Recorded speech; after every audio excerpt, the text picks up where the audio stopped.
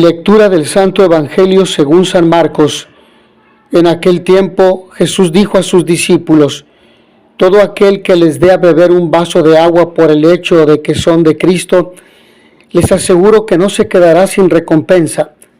Al que sea ocasión de pecado para esta gente sencilla que cree en mí, más le valdría que le pusieran al cuello una de esas enormes piedras de molino y lo arrojaran al mar.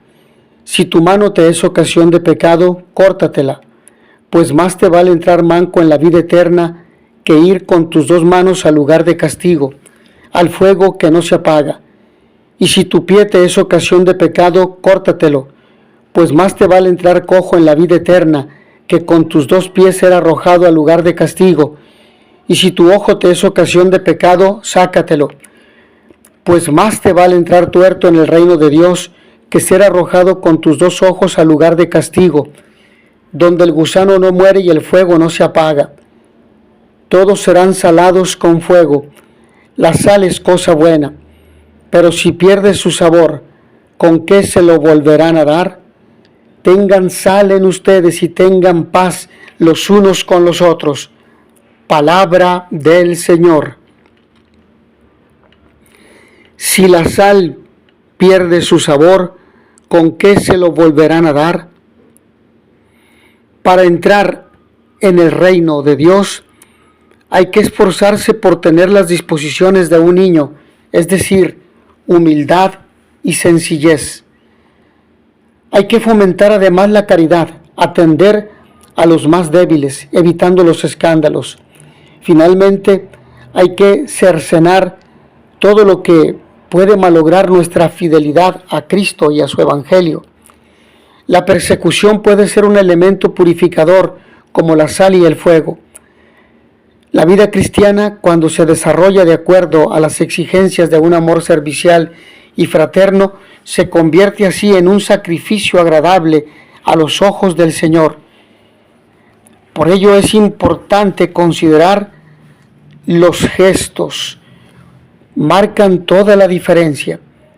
Según el relato evangélico de hoy, los seguidores de Jesús tendríamos que intentar parecernos a Él en el ejercicio y práctica de algunos gestos positivos y por el vacío y carencia de otros negativos. En cuanto a los primeros, se nos habla del servicio, algo que Jesús hizo hasta la saciedad. El Hijo del Hombre no ha venido a ser servido, sino a servir y a dar su vida en rescate por muchos. Hoy se nos pide que lleguemos al detalle de dar un vaso de agua a quien pudiera necesitarlo. Y no solo por motivos altruistas, ya que sería mucho siendo bien, sino viendo en el otro al mismo Cristo. Esto es lo fundamental. Ver en el otro a Cristo y por ello hacerlo. Se nos pide también ser sal en el entorno donde nos toque vivir, sazonar, construir, edificar, dar sabor, dar sentido, conservar lo bueno, y que vivamos en paz unos con otros, para lo cual tendremos que empezar teniendo paz con Dios y con nosotros mismos, para, siendo pacíficos, poder pacificar. Pero se hace más hincapié en el texto evangélico en el aspecto negativo, en concreto en el escándalo, y se usan los términos más duros y contundentes contra los que escandalizaren a unos de estos pequeñuelos que creen, a cualquier persona sencilla y buena, niños y adultos cuya inocencia y bondad habría que cuidar y fomentar con el mayor esmero. Llegar a escandalizar a estas personas es delicado. Más le valdría que le echasen al fondo del mar. La delicadeza en este campo debe llegar, según el Evangelio, a cuidar sobremanera todo aquello, manos, pies, ojos, que pudiera escandalizar, hacer daño, no ya solo a los demás, sino ni siquiera a nosotros mismos. El daño que nos causamos cuando realizamos un acto que va en contra de la dignidad de otro ser humano. Cuando quitamos lo que no es de nosotros, o cuando nos decimos ser cristianos, pero nuestra vida va de otra manera. Cuando decimos amar a Dios, pero no amamos al prójimo. Y así podríamos dar muchas otras razones del texto del Evangelio. Por ello, en este Evangelio Marcos nos narra una serie de dichos de Jesús relacionados con el seguimiento, el reino y sobre la actitud que hay que tener ante los distintos tipos de pequeños. El texto comienza con una sentencia: el que les dé a beber un vaso de agua, porque son de Cristo.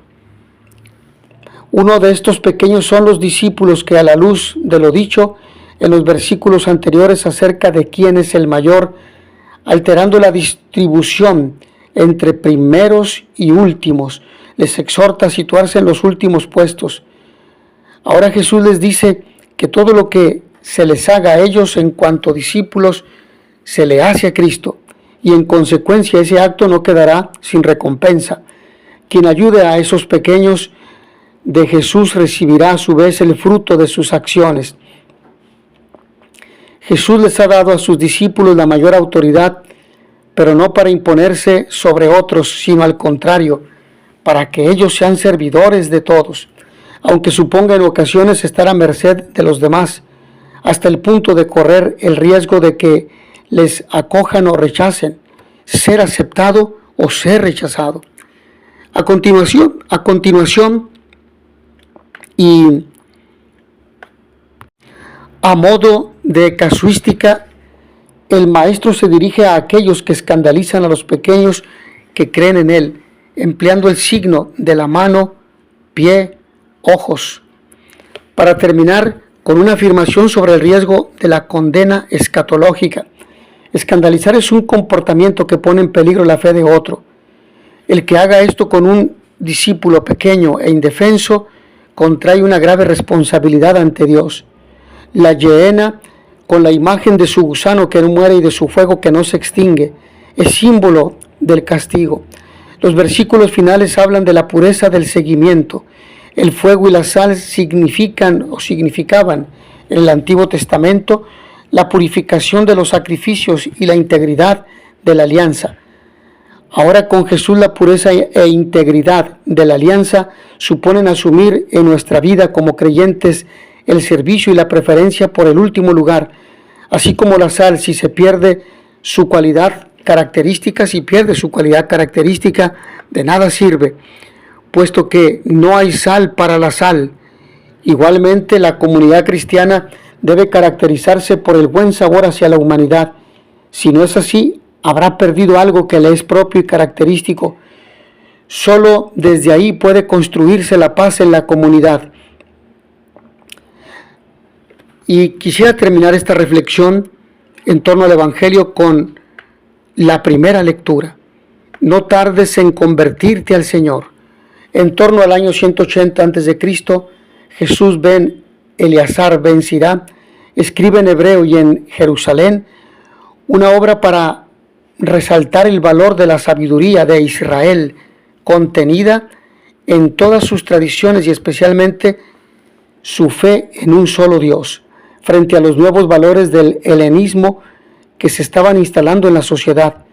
Israel posee la verdadera sabiduría, es el gran regalo que Dios le ha dado, con el que puede iluminar las diferentes situaciones de la vida de modo que se agrade a Dios en todas las circunstancias. En la lectura de hoy, Ben Sirá pone en guardia contra una serie de pensamientos presuntuosos y poco humildes que no tienen en cuenta al Señor. La perícopa acaba como empieza: no confíes en tus riquezas. No confíes en riquezas injustas, formando una inclusión perfecta. Se trata de una clara advertencia sobre la falsa confianza del ser humano en aquello que cree que puede darle la seguridad y estabilidad perpetua. Poner la confianza en las riquezas es tarea inútil, especialmente si son injustas, puesto que son perecederas. También el sabio nos invita a ser realista y evitar creerse que uno se contentará con una determinada cantidad de bienes, pues la riqueza es insaciable. Otra actitud que hay que evitar es la soberbia, aquel que presume de poder olvidando que está sometido al poder de Dios. El último consejo se centra en el pecado y la penitencia. Es necio el que cree que se puede pecar impunemente, puesto que Dios es paciente y misericordioso. Al final, el Señor tomará cuenta a cada uno de su vida y sus responsabilidades. Por ello, lo sensato es arrepentirse y pedir perdón sin tardanza. La conclusión es clara. Dichoso el que evita estas posturas necias, resultado de confiar en la riqueza. Dios es justo y misericordioso, Rahamim. Pero el punto donde ambos atributos divinos convergen es en la conversión del corazón y no en la falsa confianza. ¿Estoy dispuesto a poner mi confianza en el Señor? Cuando te propones algo, ¿tienes en cuenta las consecuencias que puede tener para los demás lo que tú hagas?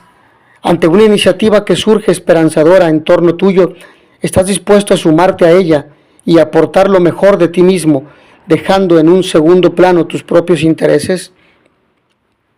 Finalmente, no hay peor escándalo que servir a Cristo y vivir en pecado, porque quien ve a un servidor realizando un ministerio en torno a Cristo y maltrata a sus hermanos, los juzga, los difama, está dando el escándalo. Mis hermanos, que a todos ustedes el Señor los bendiga y les dé la paz. In notitia veritatis proficere, pax et bonum.